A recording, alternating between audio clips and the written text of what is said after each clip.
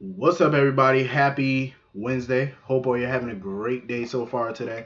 Getting into this episode of GH.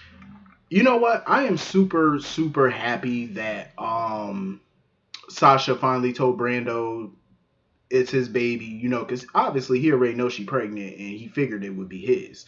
So he needed her to confirm it, and she did. She confirmed it. Um, he feels like they have a lot to discuss, and they do because raising a child is a big responsibility. So it's gonna be a lot for them to talk about. But he plans on quitting working for Cyrus or whatever. But I'm glad Sasha put the kibosh to that because I agree with her. Him quitting is not going to be so simple. He makes it sound like, oh, it's easy as Sunday morning. It's not that easy.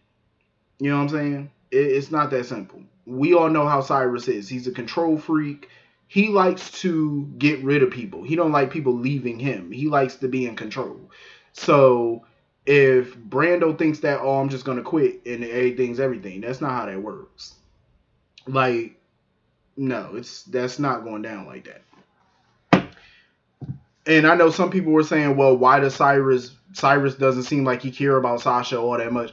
That man care about her because when he first approached her, he sees a beautiful woman. He sees a woman who can be his arm candy. She looks good on his arm in public and everything else. And like I say, he's a control freak. When he sees something and he likes it, he wants it, and he wants what he wants. So I totally understand, where Sasha was coming from.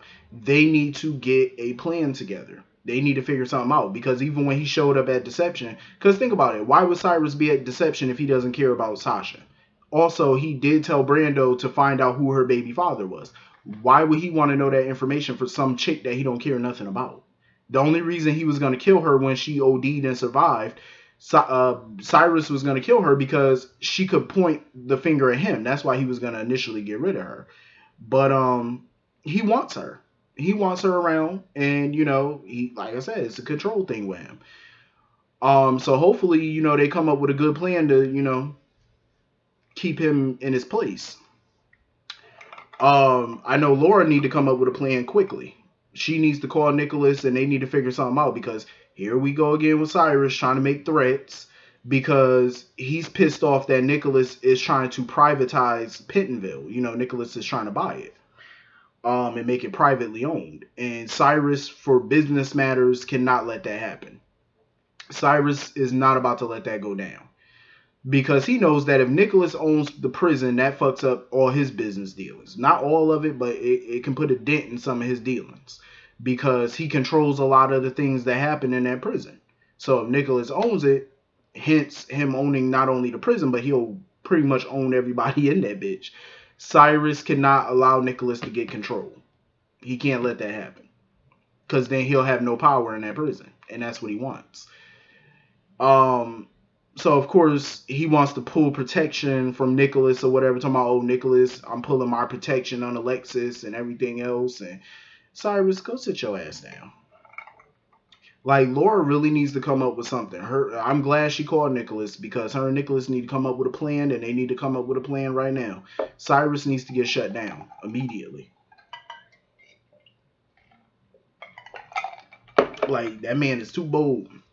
He getting too bold. They need to shut him down. Um, It is so freaking hot today. I mean, I'm cool now compared because I was out there earlier and it's gonna be a scorcher today. I'm about to see what when I left the house this morning, I forgot what time did I leave this morning. Probably like 10 this morning maybe. It was like 75 degrees. So I already know I wonder where it's 85 right now. It jumped up. It went from 75 this morning to 85 today. I was like, damn, it is a scorcher out there. Um, I can't wait to be turning my fans and ACs and stuff on this summer because I know it's gonna be hot as shit. So anyway, yeah, Laura need to do something. She need to shut her little criminal ass brother down because he already know that Laura does not want a bond with him. She don't want nothing from that man. She don't even want a handshake. Like that woman don't want nothing. He need to leave Laura alone. And he need to do it expeditiously because he getting on my nerves. Um So anyway, Chase is still ranting and raving because he trying to get the hell out that hospital. He trying to basically discharge himself. And, he doesn't care what Finn has to say at this point. Finn keeps telling him that's not a good idea because, you could have a seizure, you could faint, you could whatever if you're home by yourself. So I'm glad Michael came up with an alternative. I feel like Michael asking Chase to move into the mansion for a while so they could look after him, I think it was a nice thing to do, but at the same time, it's messy as shit. That's some messy ass stuff because, first of all, how you gonna move this man up in there? I know Monica tired of y'all inviting folk in her house. I know she's sick of it.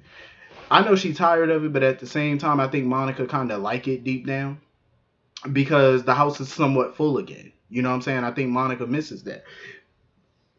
you know, with all the deaths that's happened in her family in the last probably like 15 years and all that, it's good to have people around, you know. She got folks around her again, so I know she probably happy about it.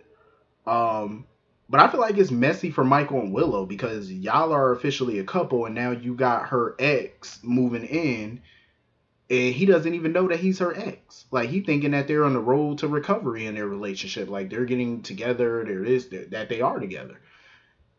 How is that gonna work? It's just gonna be all type of messy. Like what Michael and Willow supposed to be sneaking kisses in the living room and then Chase walk in. It's messy. That just screams mess, and I'm here for it because I got a feeling that it's gonna be some mess. Um, I really do. I have a feeling that Michael and Willow gonna get caught up. Like one of these days, Chase gonna walk in on them and see what he ain't supposed to be seeing, and the truth gonna come out that way. Cause Willow not straight up gonna tell him. He gonna find out in the most dramatic way possible, and I'm here for it. Cause I think it's gonna be good. Cause I got a feeling Chase is gonna snap. He gonna go off. Cause if he acts anything in that, like with them, like he's been acting in that hospital, Chase is gonna go off. He gonna be a loose cannon, and I'm here for it though. So anyway, moving on from that, I'm happy that Jason went with Britt or whatever to the hospital. The doctors running tests, but I agree with Britt. Sometimes when your hands shake and you do have like little hand tremors and stuff, sometimes it's not because of a major disease. A lot of times it's stress, anxiety. Because even when I stick my hand out, sometimes my hand shake, and I know I ain't got nothing wrong with me, like no Huntington's disease and nothing. I know I don't have that. Sometimes it's just it's your nerves, like you know what I mean. Sometimes it's that, and that's what I'm hoping that it is. I hope it's nothing serious, but I do understand where Jason's coming from too. Like sometimes when you don't have like major family or kids or anything, sometimes you don't want to know if something wrong with you. But when you have major family and kids, you have to know. For them you need to know, because you want to make sure that you're around for their sake.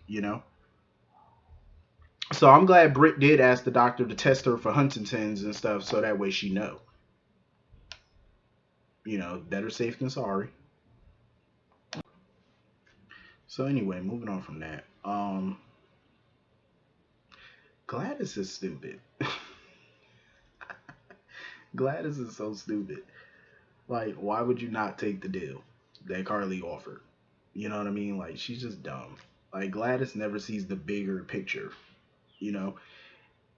And the funny thing is, like, she's talking about, oh, Carly's not Sunny.